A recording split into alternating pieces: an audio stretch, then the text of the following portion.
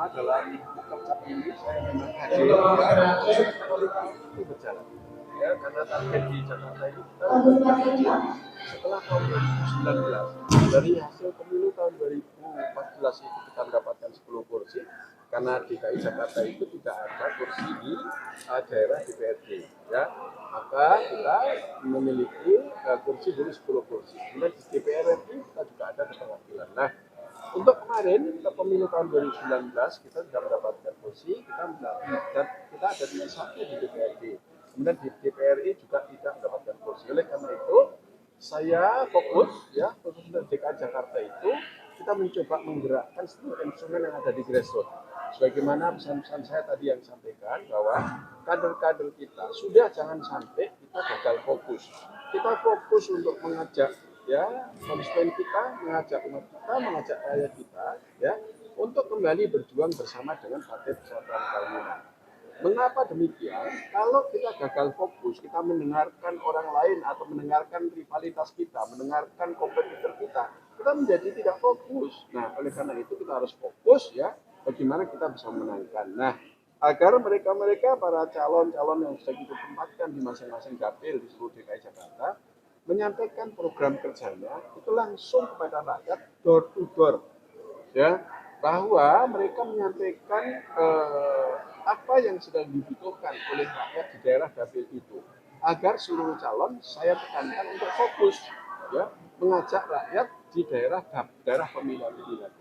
Nah, tentu daerah pemilihan satu dengan yang lain tentu berbeda-beda yang dibutuhkan oleh rakyat, yang dibutuhkan oleh umat. Jadi yang dibutuhkan oleh umat itulah diajak mereka bersama-sama berjuang bersama dengan Partai Persatuan Pembangunan. Itu yang tadi saya sampaikan.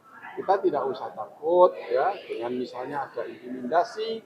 Nenek moyang kita dulu, negara kita dijajah oleh Belanda, dijajah Jepang. Nenek moyang kita, pejuang-pejuang kita, para ulama kita dulu nggak pernah takut, ya. Apalagi sekarang hanya terintimidasi. Itu kita nggak boleh kader-kader itu takut. P3 ini partai yang sudah berjuang mendampingi bangsa Indonesia itu sudah 50 tahun. 10 kali kita ikut pemilu dan ini adalah pemilu yang ke-11 kalinya. Oleh karena itu saya tekankan pemilu yang ke-11 kalinya ini jangan dilewatkan kesempatan ini. Ini adalah kebangkitan bagi P3, kebangkitan bagi rakyat Betawi, rakyat DKI Jakarta untuk bangkit kembali bergabung bersama dengan Partai Persatuan Pembangunan untuk membangun, ya, rakyat di DKI Jakarta ini sejahtera, membangun negara kita menjadi negara kuat.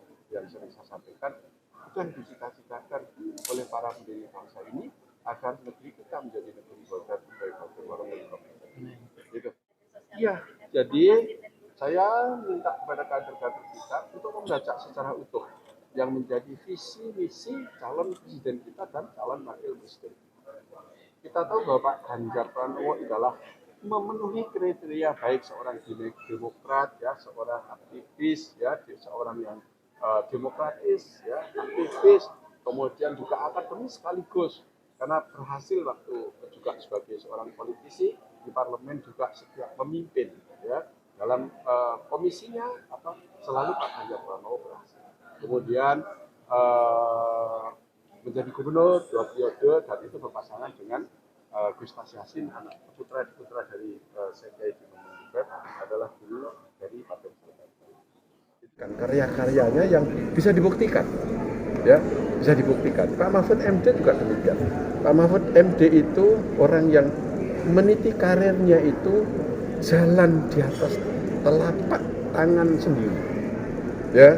Tidak ada saudara-saudara Pak Mahfud itu yang hebat, ya, menjadi pejabat. Tapi itu adalah karya-karya yang ditanam oleh Pak Mahfud MD. Gitu.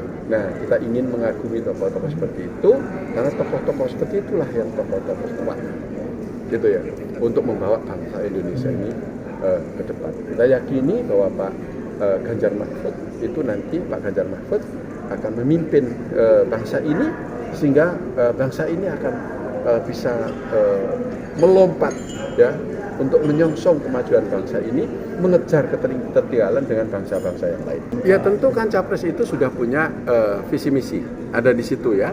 Maka visi misi itu harus diurai oleh para caleg itu dan kemudian disosialisasikan kepada rakyat. Termasuk yang tadi saya sampaikan ada 22 poin, termasuk ini guru ngaji harus menjadi perhatian karena mereka adalah penjaga moralitas bangsa. Ya, kemudian marbot masjid, kemudian lapangan kerja dan lain sebagainya. Seperti apa yang diusung ya tagline-nya oleh Partai Persatuan Bangunan, bagaimana kita membangun, menciptakan lapangan kerja. Karena nanti Indonesia akan memasuki pada fase jumlah penduduk yaitu 300 juta jiwa kurang lebih setelah tahun 2030, maka ini di dalamnya 300 juta jiwa ini adalah kaum generasi Y dan generasi milenial. Kalau sampai tidak kita siapkan lapangan kerjanya, kita tidak siapkan harga pangan yang terjangkau, maka ini akan menjadi beban bagi generasi itu sehingga nanti tidak akan produktif. Nah, itu yang menjadi moto Partai Persatuan. Sama seperti tahun lalu. Iya, ya sekali lagi sampaikan para calon-calon yang ada di dapil masing-masing yang sudah kita beri tugas itu, ya sampaikan visi misinya kepada rakyat langsung, door to door dari rumah ke rumah. Bahwa nanti kelak kalau masyarakat memberi kepercayaan, saya akan perjuangkan ini itu sesuai dengan apa yang menjadi harapan dan kebutuhan rakyat di daerah dapil pemilihan itu.